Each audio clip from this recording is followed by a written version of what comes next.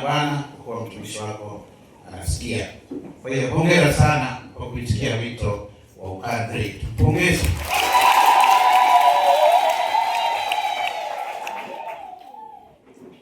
Wito ni safari, ni hatua.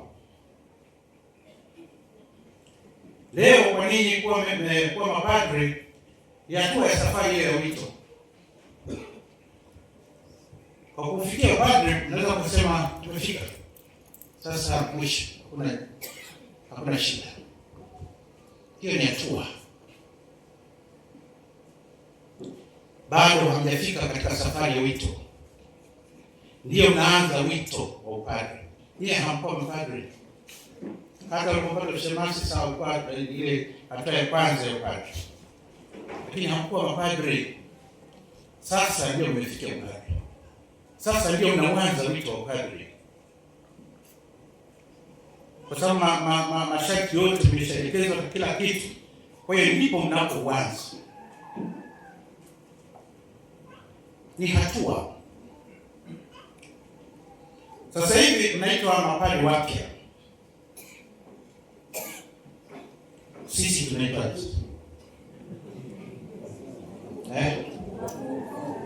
sisi tupeni jina sasa, wakuhukumu waliochakaa.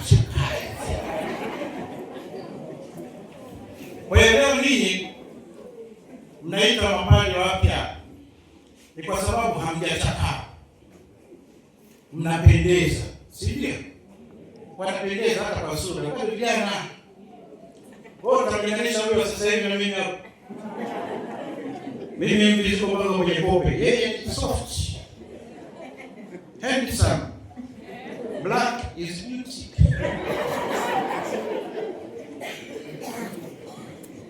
Mnapendeza, bado ni vijana, mna mvuto. Sasa hivi ni mnavutia. Hata ukivaa vizuri inatulia. Wengine tukivaa vizuri wanaweza kudhani wamepachika kwenye mkuni tu. Mna nguvu na ari ya kufanya kazi. Na hii kitu ndio mnapaswa mkakatilie kwa karibu zaidi. Nguvu na ari ya kufanya nini? Kazi. Nini? Watu wana matarajio makubwa sana kwenu. Hamjachafuliwa wala kujichafua. Nyie matarajio makubwa sana. Watu wanaoja utakatifu ndani yenu. Ndio maana mlipopadilisha pale, mlipotoka pale kwani na kuteremka chini, hata kuja kula mlichelewa. Kila mmoja alipata. Hata rozari aliyoibariki hadi aliyechakaa jana alitamani mtu mwingine ibarikiwe na padre. Ushirikina mtupu.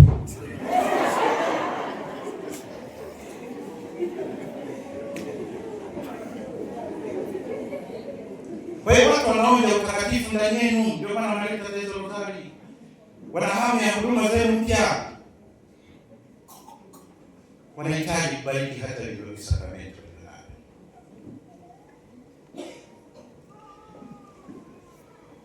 Wakati wa Yesu anawatuma wale mitume 12, aliwapa uwezo wa kuponya magonjwa na kufukuza mashetani.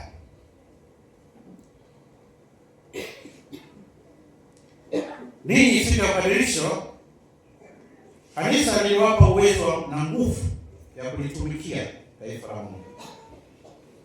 Ndio maana pale baada ya upadilisho kwa certificate ya upadilisho, wakawapeni faculties, wewe utaunganisha, utahubiri, utatoa kipaimara katika hali inayostahili, utasimamia ndoa ile na sakramenti zingine zote.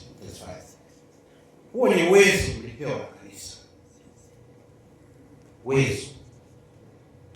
Uwezo wa kuhubiri. Kanisa liwapa uwezo na nguvu kulitumikia. Na kama wale mitume 12 mlitumwa kwanza kwenda kuhubiri Injili kwa watu wote, kuwaendea watu wote bila hofu, bila hofu. Ndio maana Yesu aliwakabidhi kwanza hiyo nguvu ya kuweza kuponya magonjwa na kuondoa mashetani. Aliwapa uwezo na nguvu, wajiamini wanapokwenda sasa kufanya kazi. Na yeye kanisa limewapeni haya yote, likiamini sasa mnakwenda kuwatumikia hawa watu wote bila hofu, bila ubaguzi kwa hawa watu. Sisi wengine tumeshatuhumiwa mapadri wabaguzi, wanajali matajiri kwa sababu wanawapa kitu chochote. Mapadri wabaguzi hawaziki maskini. Ndio maana nasema nyinyi hamjachakaa, hamjachafuliwa wala hamjachafuka.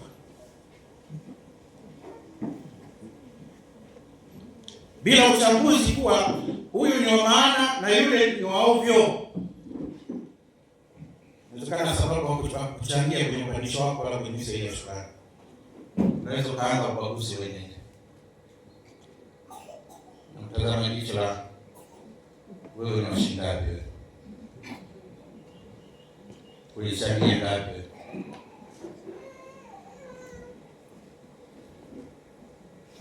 Kwa nini mmetumwa kwenda kuhubiri kwa hawa watu wote, taifa lote, bila ubaguzi wote, bila kuangalia kule ni nani, wote ni kondoo.